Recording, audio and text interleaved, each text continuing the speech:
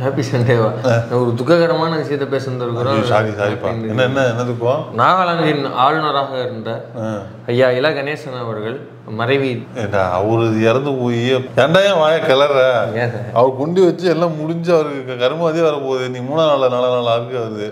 அது இப்ப பேசி என்ன பழைய கண்டா தூக்கிட்டு வர அனுசரிக்கணும்ல. திருஷ்டியா? துஷ்டி துக்க அனுசரிப்பு. அது அனுசரிச்சாச்சு. அதான் அன்னைக்கு அனுசரிச்சாச்சு. ஆமா. அண்ணன் வேற வந்து மைனர் வேற ஸ்பெஷல் துக்கத்தை அன்னைக்கு அவர் ஆழ்ந்த இரங்கல் இது ஆழ்ந்த மகிழ்ச்சி இது இரங்கல். அந்த வகையில வந்து நம்மளும் வந்து அந்த ஆழ்ந்த மகிழ்ச்சி இது இப்போ இரங்கலை வந்து வெளிப்படுத்திக்கிட்டு இதை குறித்து ஐயா சாட்டையார் வந்து சாட்டையை சுழற்றி இருக்கிறார். எங்க சேனல்ல இல்ல, தனிப்பட்ட பாஜகவினுடைய அந்த நினைவஞ்சலி மேடையிலே ஏறி ஐயாவின் புகழ் ஓங்குக அப்படின்னு இல கணேசன் ஐயாவின் புகழ். அவருக்கு எங்க புகழ் இருக்கு? அது புகழ் என்னவா இருந்தது, அது எதுக்காக ஓங்கணும், இவர் எதுக்கு அதை ஓங்க வைக்கிறாரு அப்படிங்கிறது தான் இந்த வீடியோ. ஓகே.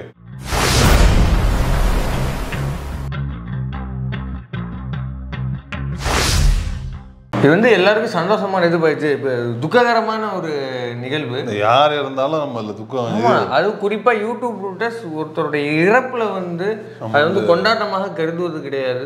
ஒருபோதும் யூடியூப் ரூட்டர்ஸ் வந்து ஏற்பது இல்லை. ஆமா, இறப்பு தான் அந்த ஆழ்ந்த அனுதாபங்களும் நம்ம தெரியும். ஆழ்ந்த ஆமா, நானும் வந்து அந்த ஆழ்ந்த மகிழ்ச்சி இது ஆழ்ந்த இரங்கலை வந்து தம்பி இது சரி கிடையாது, இது நல்லது இல்லை அண்ணா. இரங்கல் சொல்லக்கூடாதானே? இரங்கல் சொல்லலாம். இரங்கல் அதுதான் ஆழ்ந்த மகிழ்ச்சி. இப்போ ஆழ்ந்த மனவேதனை தெரிவித்துக் கொள்கிறேன். ஆழ்ந்த இரங்கல்கள். இப்ப ஐயா சாட்டையார் சுழட்டின அந்த சுழலை பார்த்துருவோம். மணிமணியா அது எப்படி ஒண்ணு மட்டும் இப்படி ஏத்துறாங்கன்னு தெரியல. ஒரே பாட்டு தான் ஞாபகம் வருது. என்ன? ஒரு சாணு வயிற்றுக்குத்தான் எல்லாத்தையும் விற்கிறேன், எல்லாத்தையும் விற்கிறேன், இப்ப எங்க நிக்கிறேன், பாஜக மேடையில நிக்கிறேன் நின்றானே. இப்ப கொஞ்சம் கொஞ்சம் மோடிட்டே போடுவாங்களுக்கு அவன். அதுவும் இல்ல, அவங்க அண்ணனே அப்படிதான் பேசிக்கிட்டு இருக்காப்புல. ராகுல் காந்தியா மோடியா அப்படின்னா ஐயா மோடி தான் அப்படிங்கிறாப்புல. சங்கி என்றால் சகநன்மன். அவ்வளவுதான். ஒரு சங்கி செத்துருக்காப்புல, போயிருக்காப்புல. இதுல இருக்கு அவ்வளவுதான். எதிர்ச்சா ஒரு சகநன்மன் இறந்திருக்காரு. அந்த துக்கத்துல போயிட்டு பங்கெடுத்து நான் பேசி வந்திருக்கேன். அவ்வளவுதானே. அவன் தான் இன்னைக்கு சகநன்மன்ட்டானே. அவன்கிட்ட கேள்வி கேட்கறது என்ன இருக்கு? நீங்க இருந்தாலும் கேட்போம். இருந்தாலும் அப்படி எல்லாம் வந்து கெடுந்து போயிட முடியாது. இப்ப இதுல என்னங்கிறான், ஐயாவின் புகழ் ஓங்குக, ஐயாவின் டவுட்டா இருக்குடா அப்படிங்கிறான். அது என்ன புகழ்னு சொல்ல எனக்கு உண்மையில தெரியாம தான் கேட்கிறேன். அவரோட புகழ் ஏதாவது இருந்ததுன்னா தெரிந்த நபர்கள் ஏதாவது கமெண்ட்ல போட்டீங்கன்னா தெரிஞ்சுக்கோங்க. அது இருக்குது. எனக்கு தெரிஞ்ச சில இது இருக்குது. என்னது? அவர் தமிழ்நாடு பாரதிய கட்சி தலைவரா கொஞ்ச நாள் இருந்தாரு, 99 நினைக்கிறேன். அப்புறம் அதுக்கு தெரிஞ்ச கடைசியா இப்பதான் அவரை வந்து ஆளுநரா தூக்கி போட்டிருக்காங்க. கடைசி காலத்துல ரிட்டையர்மெண்ட் ஜாப் கொடுக்குற மாதிரி கொடுக்குறாங்க பிஜேபியில. அதை இப்பதான் கொடுக்குறாங்க. அதுக்கு இடையில நான் என்ன சாதனை பண்ணாரு, அவருக்கு என்ன புகழ் இருக்குன்னு பண்ணிருக்காருண்ணா. எவ்வளவு பெரிய சாதனை. என்னது? தமிழ்நாட்டில் முதல் கலவரத்தை நடத்தியவர் ஐயா இல கணேசன் அவர்கள். முதல் கலவரமா? ஆமா, மண்டைக்காடு கலவரம். அது இப்ப மண்டைக்காடு கலவரத்துக்கு முழு காரணகர்த்தாவே ஐயா இல கணேசன் தான். அப்படியா? ஆமா ஆமா, இன்னும் சும்மா கிடையாது. அதை குறித்து அப்போ மண்டைக்காடு கலவரம் குறித்து மக சில பதிவுகள் வந்து பண்றாங்க.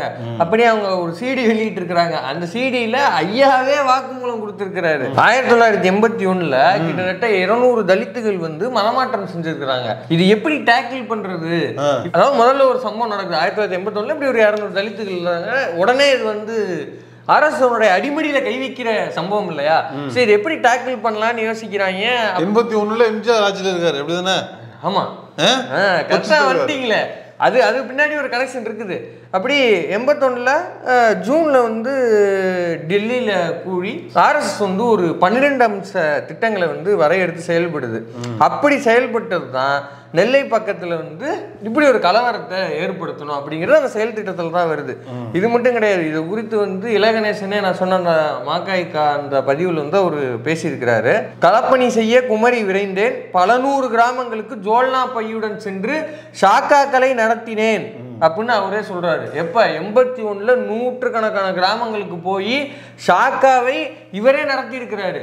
இந்த ஷாக்காக்களினுடைய விளைவு தான் மண்டைக்காடு கலவரமா வந்து முடிஞ்சிருக்குது. ஷாக்கால என்ன சொல்லி கொடுத்துருப்பாங்க? அறம் செய்ய விரும்பு 60 சினமா, 6வது சினம் ஓட வேண்டும் அப்படின்னு தான் அவங்க சொல்லி கொடுப்பாங்க. அடிக்கணும், மசூதி உடைக்கணும், வேண்டும் பிணம், அவ்வளவுதான் அவங்களோட இதான் சாக்கால சொல்லி கொடுப்பாங்க. சாக்கால சொல்லி கொடுக்க போறாங்க. இது மட்டும் கிடையாது. 1985 அந்த குமரி மாவட்டத்தை சுற்றி வந்து நடந்த ஷாக்காக்களை பற்றி ஒரு சில வந்து பதிவு பண்ணியிருக்காங்க. அந்த ஷாக்காக்கள்ல வந்து என்ன சொல்லி கொடுத்துருக்காங்கன்னா, சிறுவர்கள் முதல் கொண்டு சின்ன சின்ன பசங்களை முதல் கொண்டு கராத்தே, சைக்கிள் செயின் சுற்றுதல் அப்படின்னு சைக்கிள் செயின் இதெல்லாம் வருதா? ஆமா, ஷாக்கால இதை சொல்லி கொடுத்துருக்காங்க. ஐயா பெரியவங்களே ஷாக்கால வந்து சைக்கிள் செயின் சுற்றுறதா வருதா? ஆமா, பிளேட் துப்புறது எல்லாம் வரும். பிக் பாக்கெட் ஆமா இல்ல வருதா? இப்ப இந்த மாதிரி ஷாக்காவதான் ஐயா இலகணேசன் அவர்கள் நடத்தி இருக்கிறாரு. ஆனா ஷாக்கால யார் யார் இருப்பா? நம்ம வீட்டு பிள்ளைங்கள தான் மண்டைகளை கூட்டு போவாங்க, அவர் வீட்டு பசங்களா இருப்பாங்க, அதெல்லாம் இருக்க மாட்டாங்க. அவள் வந்து ஆர்டர் பண்ற இடத்துலதான் இருப்பா. இந்த மாதிரியான சைக்கிள் செயின் சுத்துறது இந்த சின்ன சிறுவர்கள்னா யாரு? எல்லாம் வந்து பார்ப்பல்லாத வீட்டு பசங்க தான். பிசி, எம்பிசி, எஸ்சி, எஸ்டில இருக்கிற பசங்களை கூட்டு போய் தான் நீங்க சைக்கிள் செயின் சுத்த விடுறது, நீங்க சொல்லுவோம் பிளேடு தெளித்தல் போன்ற இதெல்லாம். இப்ப கராத்தேன்னா செல்ஃப் டிஃபென்ஸ் சொல்லி தராங்கல்ல. கராத்தேனா அவன் டிஃபென்ஸுக்கு சொல்லி கொடுக்க மாட்டான், அஃபென்ஸுக்கு தான் சொல்லி கொடுப்பான். அதே போல கராத்தேங்கிற பேர்ல இப்போ ஷாக்கால என்னங்க சொல்லி கொடுப்பாங்கன்னு இப்ப பெற்றவங்களுக்கு ஆர்எஸ்எஸ் பத்தி எந்த அறிமுகம் இல்லாத பெற்றவங்களை போய் எதுக்கு அங்க பிள்ளை அனுப்பணும்னா கராத்தே சொல்லி கொடுப்போம், அது சொல்லி கொடுப்போம், இது சொல்லி கொடுப்போம், சிலம்பம் சொல்லி கொடுப்போம். அப்படிங்கும்போது என்ன மைண்டில் தோணும் அப்படின்னா, ஓகே அது ஒரு டிஃபென்ஸ் தானே, அது மூலமா சர்டிஃபிகேட் கிடைக்கும், சர்டிஃபிகேட் கிடைச்சா அரசு வேலை இப்படி ஏதாவது. ஆனால் அவங்களை அங்கே கொண்டு போய் விட மாட்டான். அந்த ஷாக்கால இதை சொல்லி கொடுக்குற பேர் வெளின்ட்டு இஸ்லாமிய விருப்பம் தான் அவங்க கற்றுக் கொடுக்க போகிறான். அது மூலமாக கலவரத்துக்கு உங்களை தயார்படுத்துவானே தவிர நீங்கள் ஒரு அரசியலில் போய் உட்கார்றதோ நீங்கள் வந்து இதன் மூலமாக ஒரு அறிவு பெறுறதே அவன் விரும்பவே மாட்டான். இப்படியான சாக்காக்களை நடத்தி இப்படியான ஒரு மண்டைக்காடு கலவரத்தை வெற்றிகரமாக நடத்தி முடித்தியவர் தான் நம்ம இலகணேசன் அவர்கள். அவருடைய புகழ் ஓங்கணுமா? எங்க போய் ஓங்கணும்? நான் என்ன சொல்றேன், இந்த மாமா பையன் பேசணும்ல, அவர் புகழ் என்னங்கறத அப்படியே சொல்லியிருந்தான்னு வச்சுக்கோங்க, அது மேல நம்ம பேசுறதுக்கு ஈஸியா இருந்திருக்கு. எதுக்கு இப்ப நம்ம பேசவே இல்லை, இந்த போடையெல்லாம் அவனே பேசியிருந்தானா இந்த வீடு தேவையில்லை நமக்கு. இப்ப அந்த கலவரம் நடந்தது மூலமா துரைந்தன் ரவிசாமி ஓப்பனா சொல்றாருங்க, இந்த கலவரத்தை நடந்தது மூலமா ஆர்எஸ்எஸ் வந்து பெரும் வளர்ச்சி அடைஞ்சது, அதுக்கு முன்னாடி அப்படியாச்சு இப்படியாச்சுன்னு அவரே சொன்னார். அவர் எப்பவுமே ஓப்பனா சொல்லிட்டு வர, அந்த குங்கும சிமிழ் வாங்கினாலும் சரி, மோதிரம் வாங்கினாலும் தம்பி தம்பி ஐ லவ் யூ தம்பி ஐ லவ் யூ தம்பி அப்படின்னு ஓப்பனா உடச்சு பேசக்கூடிய அளவு. அவரால் ஒரு ஓப்பனா உடச்சாரு சொல்லிட்டாரு. அது மூலமா ஆர்எஸ்எஸ் வளர்ந்தது. நானே ஒரு ஆர்எஸ் காரன், proud first proud to be RSS காரன் அப்படின்னு நம்ம தமிழ் டிபேட்ல சொன்னது அவர்தான். இந்த கேவலத்தை கூட வந்து ஆமா நான் அப்படித்தான் அப்படின்னு சொல்றது இருக்குல்ல, அதுக்கு வந்து ஒரு இது வேணும். அப்ப இதற்கெல்லாம் காரணகர்த்தாவா இருக்கக்கூடியவர் இவரு. சரி, இப்போ அந்த கலவரம் நடந்துச்சு, அந்த கலவரத்தினால விளைந்தது என்ன அப்படின்னா, நம்ம வீட்டு பிள்ளைங்க படிப்புல, நம்ம வீட்டு பிள்ளைங்க சோத்துல மண்ணை அள்ளி வைக்கிறது இல்ல, மண்ணை பிணைஞ்சு வைக்கிறது, அது ஒண்ணும் பண்ண முடியாது. இப்படியான ஒரு ஆளுடைய புகழ் ஓங்குக அப்படின்னா அப்ப இவன் யார்? Who is this broker? யாரு இவன்? இவன் வந்து ஒரு சங்கி பெயர். யாரு? மாமா பையில தான் சொல்றேன். இது மட்டும் கிடையாது, சங்கி என்றால் சக நண்பன். என்ன பேச முடியும்? இது மட்டும் கிடையாது, பாஜக எப்போதுமே அண்ணாமலையவே ஏற்கனவே புகழ்ந்து பேசிருக்கானப்பா இல்ல, அது நம்ம சொன்னா நல்லா இருக்கு. அண்ணாமலையை பேசுவான், அது இப்ப சங்கி யார்? நம்ம இவரு இலகணேசன் இருந்தாலும் இலகணேசன் ஒரு சங்கி, அது தெரியுமா தெரியாதா? வயசாகிட்டதுனால ஒரு சங்கி கிடையாது இல்ல, ஏங்க அது ஒரு சங்கி தான். ஒண்ணும் இல்ல, அந்த ஸ்டேட்மெண்ட்டை நான் சொல்லக்கூடாது. ஒருத்தன் வந்து என்னை விடவும் ஒருத்தன் ஒல்லியா தலையில அதிமுக கொடியை கட்டிட்டு இப்படி இருப்பான்ல, யாரு தெரியலையா? யாருன்னு தெரியல. அட திருநாயகலின் ஃபேவரட் ஃபுட்டுங்க அவன். இது அவரை போய் தெரியலங்கிறீங்க. என்ன சொல்லியிருக்காப்ல? என் கண்டிஷனுக்கு நான் அந்த பாடி சேவிங்க பண்ணக்கூடாது, இருந்தாலும் பண்றேன். அவன் ஐயா இலகணேசன் பர்சனல் லைஃப் வாழ்க்கை வரலாறுகளை வந்து எடுத்து எழுதானே செய்வான். எழுதி ஆகணும்ல. மயிலாப்பூர் பக்கத்துல ஒரு மூத்த புரோக்கர், அப்ப அவன் எழுதாம விட்டுருவானா? அவனே வந்து அவரோட இன்னைக்கு என்ன இருந்தாலும் ஏடிஎம்கேல இருந்தாலும் ஒரு காலத்துல ஆர்எஸ்எஸ் ஆகணும். அவரு வந்து கிட்டத்தட்ட ஒரு கேசவ மாம்ஸ் போன்று அவரும் வந்து பாஜக இருந்தவர் தான் இலகணேசன். இப்படியான ஒரு நபரை போய் நீ இப்படி சொல்ற அப்படின்னா, அவருடைய புகழை ஓங்கணும் அப்படின்னா அப்ப நீ யார்? இது மட்டும் கிடையாது, இவங்க பாஜகக்காரங்க வந்து ஒன்று சொல்லுவாங்க, நாங்கள் தாங்க வந்து ஒரு இஸ்லாமியரை வந்து ஜனாதிபதியாக போட்டிருக்கோம், ஒரு பழங்குடியினர்னு ஒருத்தர் ஜனாதிபதியாக போட்டிருக்கோம், ஒரு ஒடுக்கப்பட்ட மக்கள் வந்து ஒருத்தர் ஜனாதிபதியாக போட்டிருக்கோம். சரிடா, அந்த மக்களுக்கு என்ன பண்ணீங்க அதை சொல்லவே மாட்டாங்க. அப்படி பாஜக, தமிழ்நாடு பாஜகவில் முதல் வந்து தலித் இளையராஜாவுக்கு நாங்கள் வந்து எம்பி பதவி கொடுத்தோம். அப்படி ஒடுக்கப்பட்டவருக்கு தமிழ்நாடு பாஜக தலைவராக நியமிக்கப்பட்டார். அவர் பேர் என்ன, நம்ம ஏற்கனவே பேசியிருக்கோம், கிருபாநிதிங்கிறவர். அவரை சாதியை சொல்லி ஒருமையில் பொதுவெளியில் திட்டியவர் தான் இந்த இலகணேசன். நம்ம ஏற்கனவே பேசியிருக்கிறோம். ஆமா, அப்புறம் அவர் பொதுவெளியிலேயே வந்து அதை குற்றச்சாட்டா வச்சாரு, இப்படி வந்து இலகணேசன் வந்து வந்து சாதியை சொல்லி திட்டினார் அப்படின்னு. அவர் மீது எந்த நடவடிக்கையாவது வந்து பாஜக எடுத்ததா? எடுக்காது. ஏன்னா இலகணேசன் மிகவும் நல்லவர். அப்புறம் ஆளுநர் போஸ்டிங் கொடுத்து அந்த நடவடிக்கை எடுத்தா, கடுமையான நடவடிக்கை எடுத்து ஆளுநர் போஸ்டிங் கொடுத்தாங்க. ஸோ இதுதான் அப்போ அந்த கிருபாநிதிக்கு வந்து என்ன நீதி கிடைத்ததுன்னா ஒரு நீதியும் கிடைக்காது. இப்படி ஒடுக்கப்பட்ட சமுதாயத்தை சேர்ந்த ஒரு தலைவராக உயர்ந்து வந்த ஒருத்தரை சாதியை சொல்லி ஒருமையில பார்ப்பனிய வக்கிரத்தோட செயல்பட்டவர் தான் இந்த இலகணேசன். இவரோட புகழ் தான் வந்து ஓங்கணுமா? இந்த புகழை ஓங்க வைக்கணும்னு சொல்ற இந்த நாம் தமிழரை தான் சில பேனாக்கள் வந்து தற்குறித்தனமா, கட்சினா நாம் தமிழர் தான், அமைப்புனா அப்படிதான் அப்படின்னு சொம்படிச்சுக்கிட்டு ஒவ்வொருத்தருக்கு அறிவு கேட்ட மாதிரி தான் ஒவ்வொருத்தர் சூஸ் பண்ணுவாங்க ஒவ்வொன்றுத்தையும். அதனால நம்ம அதெல்லாம் சொல்ல முடியாது. சில பேர் பார்க்கர் பண்ணி யூஸ் பண்ணுவாங்க. பார்க்கர் பண்ண வந்து 450 ரூபா 500 ரூபா இருக்கும். சில பேர் ரெனால்ட்ஸ் 5 ரூபாயில யூஸ் பண்ணுவாங்க. அது அவங்க ஸ்டைலு, அவங்களுக்கு என்ன பிடிக்குதோ யூஸ் பண்ணிட்டு போறாங்க. அதை வச்சு எழுததான் செய்யணும், பேண்டு வைக்க கூடாது. சரி, இப்ப அவருடைய புகழஞ்சில் ஓங்கணும் அப்படின்னா அவர் வந்து ஒடுக்கப்பட்ட மக்களுக்கு ஏதாவது பண்ணியிருக்கிறாரா? பிசி எம்பிசிக்கு ஏதாவது அறுத்து குமிச்சிருக்கிறாரா? அவரால் இந்த மண்ணுக்கு விளைந்த நன்மை தான் என்ன சொல்லு. இல்ல இவன் மண்ணுக்காக அரசியல், மக்களுக்கான அரசியல்னு கிழிக்கிறான்ல, இவரால நம்ம வீட்டு பிள்ளைங்க கலவரம் நடக்குது அப்படின்னா அந்த கேஸ் வாங்க போறவர் யாரு? இலகணேசனும் எச்ராஜாவும் போய் வாங்க போறாங்களா? கிடையாது. அங்க நம்மால யாராவது ஒரு பார்ப்பனில்லாத சமூகத்தை சேர்ந்தவர் தான் இருப்பாங்க. அப்ப இவனால மாட்ட போறது நம்பால். சரி, ஓகே, இப்ப நடந்து முடிஞ்சிச்சு, அவன் கேஸ் வாங்கிட்டான், அதோட அந்த பிரச்சனை முடிய போதா? கிடையாது. கலவரம் நடந்த பகுதியை சுற்றி, வன்முறை நடந்த பகுதியை சுற்றி எந்த வித முதலீடுகளும் வராது. ஒரு பெரிய நிறுவனம் அங்க வந்து தொடங்குமா? தொடங்காது. அப்ப அங்க சுற்றி ஒரு பொருளாதாரம் பாதிப்பு உண்டாகும். அதனால வந்து நஷ்டமடைய போறது யாரு? அதுலேயும் பார்ப்பனில்லாதவர் நம்ம வீட்டு ஆளுங்க தான் கஷ்டப்பட போகிறாங்க. அதுக்கு பின்னாடி அங்கே எந்த விதமான தொழில் முனைவரும் அங்கே உருவாக்க முடியாது. அந்த பகுதியிலேருந்து வரணும்னா அப்போ ஒருவேளை இது நடக்குமோ, அது நடக்குமோன்ற பார்வை வந்து சேரும். அப்போ இதெல்லாத்தையும் நம்ம சரிப்படுத்துறதுக்கு சில பத்தாண்டுகள் தேவைப்படும். அப்போ இந்த மாதிரி இதனால் எப்படி பார்த்தாலும் நாசமாக போகிறது, கலவரங்களால் நலிவடைய போகிறது பார்ப்பனில்லாதவர் ஒடுக்கப்பட்ட நம்ம தான். அப்போ இதுக்கெல்லாம் காரணமாக இருக்கிற ஒருத்தனோட புகழ் ஓங்கணும் அப்படின்னு நீ வந்து முழங்குறீனா நீ யாரோடைய வாய்ஸ்? நீ சரி, நான் தெரியாம இருக்கிறேன். அதான் ஆரிய தமிழ் தேசியம். ஆரியமா தமிழா?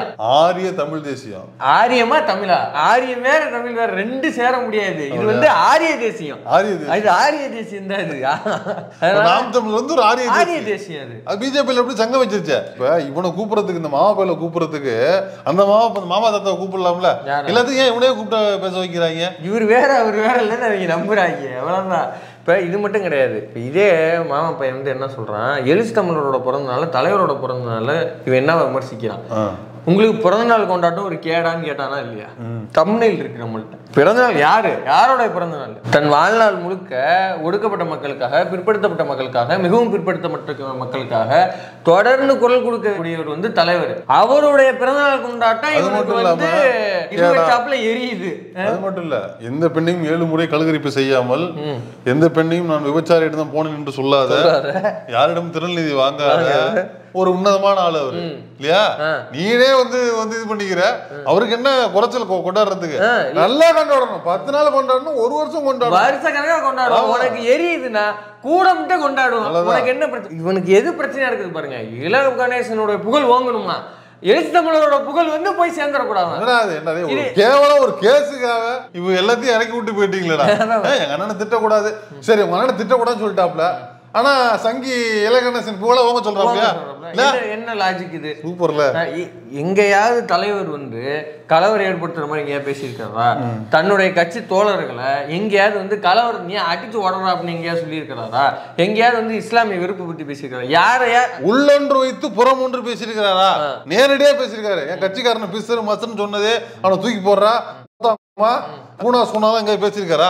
இல்ல உள்ள என்ன அஜெண்டா இருக்கோ அதேதான் வெளியில அஜெண்டா. ஆனா உங்க அண்ணன் எப்படி இருக்கிறான்? அண்ணன் எப்படி இருக்கிறான்? உள்ள ஒரு அஜெண்டா இருக்கு, வெளியில ஒரு அஜெண்டா இருக்கு. அண்ணன் கிடக்குறான், அவன் கிடக்குறான் பெரிய திருக்குறி. அதை விடுங்க. நான் சொல்றது, நீ யார தூக்கி பிடிக்கிற, யார கீழே போட்டு உடைக்கிற. அதாவது விசிகால வந்து திருமாகாலம்னு ஒரு பாட்டு தலைவர் சொல்ற அந்த ஸ்டேட்மெண்ட், அது வந்து முப்பாட்டங்காலம், இது வந்து திருமாகாலம் அப்படின்னு அதை வச்சு வந்து ஒரு பாட்டு இது பண்றாங்க. இன்னுமே வந்து ஒடுக்கப்பட்ட மக்கள் எங்க அரசியல் கூட்டம் போட்டாலும் அவங்க மேடைகள்ல ஒலிக்கக்கூடிய, எனக்கு தெரிஞ்சு போராடாடா பாட்டுக்கு அப்புறம் இந்த பாட்டு வந்து சொல்லலாம். பல்வேறு மேடைகள்ல நான் வந்து பார்த்திருக்கிறேன், அந்த பாடலை கேட்டிருக்கிறேன். அந்த பாட்டை வந்து இவன் வந்து நக்கல் அடிச்சு இது பண்றான். ஏன்னா பொச்சரிச்சல் அந்த மாதிரி பாட்டு கிடையாது. அவரு வந்து அவரே பிறந்து வளர்ந்து வாழ்ந்து வரலாறா வந்து ஒரு தலைவரை ஒரு மாதிரி தனியா மாறி இருக்கிறாப்புல. அந்த மாதிரி வராரு இந்த தற்கொலைகள் எல்லாம் கிடையாது, பாட்டு போட முடியாது. அப்ப அவனுக்கு இது மட்டும் கிடையாது காரணம். அவனுக்கு என்னன்னா பார்ப்பனிய அடிவருடியா தான் இருக்கணும், அவ்வளவுதான். பார்ப்பனரின் காலை நக்கி பிழைக்கிற ஒரு ஜென்மமா வாழணும். உனக்கு அது வந்து சூப்பரா இருக்கு, அவன் காலை கழுவி குடிக்கிறது உனக்கு வந்து சுவையா இருக்குதுன்னு அதை பண்ணிட்டு போ. ஆனா அதற்காக இலகணேசனை நான் தூக்கி பிடிப்பேன், தலைவரை வந்து நான் வந்து நசுக்குவேன், பிறந்த நாள் ஒரு கேடான்னு கேட்பேன் அப்படின்னா இந்த நாம் தமிழ்ல ஒரு கூட்டம் யாருக்கானவங்கிறத பாருங்க. ஏன்னா இங்கே மருத்துவத்துல உயர்கல்வியில பிற்படுத்தப்பட்ட மிகவும் பிற்படுத்தப்பட்டவருக்கான இடஒதுக்கீடு வந்து இருக்காதுன்னு சொன்னப்போ முதல் முறையா நாடாளுமன்றத்தில் குரல் கொடுத்தவர் தலைவர் எலிசமர் தான் பேசுறாரு. அதுக்கு பிறகு வந்து திமுக விசிக வந்து வழக்கு மன்றத்துக்கு போறாங்க. அதுக்கப்புறம் வெற்றி பெற்று அவங்க வந்து வாங்கி கொடுக்குறாங்க. தலைவரோட புகழ் வந்து இவருக்கு வாங்க வேண்டாமா? ஒரு கலவரத்தை ஏற்படுத்தி முழுக்க முழுக்க அந்த கலவரத்தால் வந்து பாதிக்கப்பட்டது நம்ம தான். அப்படியான ஒரு கலவரத்தை திட்டமிட்டு சாக்காக்கள் மூலியமா நடத்தி கொடுத்த இலகணேசனோட புகழ் வாங்கணுமா? ஒடுக்கப்பட்ட சமுதாயத்திலிருந்து ஒருத்தர் வந்து ஒரு கட்சி தலைவர் வந்தாருன்னா அவர் சாதி பேர் சொல்லி திட்டுற அந்த இலகணேசனோட புகழ் இவருக்கு வந்து வாங்கணுமா? அப்ப இவனுக்குள்ள எவ்வளவு சாதிய வன்மா, எவ்வளவு ஒரு பார்ப்பனிய அடிவடித்தனம் இருந்தா இவன் வேலையை செய்வான். பார்ப்பனியத்துல என்னடா புகழ் இருக்குது? செருப்பு போடாத, இன்னொன்னு கல்யாணம் பண்ணிக்காத, குழந்தை திருமணம் இல்ல, இடுப்ப வந்து இடுப்புல துண்ட இடுப்புல கட்டு, தெருவுக்குள்ள வராத, இதுதான் பார்ப்பனியத்தின் புகழ். இந்த புகழ் தான் வந்து இலகணேசன் வச்சிருந்தாரு. இதெல்லாம் தாண்டி இவன் என்ன பேசுறான்? மண்ணுக்காகவும் மக்களுக்காகவும் பிற உயிர்களுக்குமான அரசியல் அப்படின்னு அப்படி உருவானுங்க. தெரியாம இருக்கிறேன், மரத்தை போயிட்டு உனக்கு உரம் வச்சாங்களா ஓகே, தீவனம் வச்சாங்களா, தற்கூரி மாட்டுக்கு எவனா தீவனம் வைப்பான், மரத்துக்கு வைப்பானா? மாடே மாடே இப்படி பேசி பேசிதான் கொண்டு போய் நாங்க விட்டுருக்குறோம். சரி, இப்படி மண்ணுக்காக மக்களுக்காக பேசக்கூடிய தானே ஹைட்ரோ கார்பன் திட்டத்துக்கு தானே. அதுக்கு வந்து ஐயா இலகணேசனுடைய கருத்து என்னது? ஏன் மறந்துச்சா? ஏன் அவரோட எந்த புகழ் எனக்கு ஞாபகம் இல்லடா. சரி, எந்த புகழ் எனக்கு தெரியாது. அது என்ன புகழ்? என்ன இல்ல, ஒரு ஊருக்கு ஒரு பிரச்சனை ஒரு குடும்பத்தை பலி கொடுக்கலாம், ஒரு குடும்பத்துக்கு ஒரு நன்மைனா குடும்பத்துல ஒருத்தர் பலி கொடுக்கலாம். என்ன குடும்பம்? யாரு அது சொல்லு.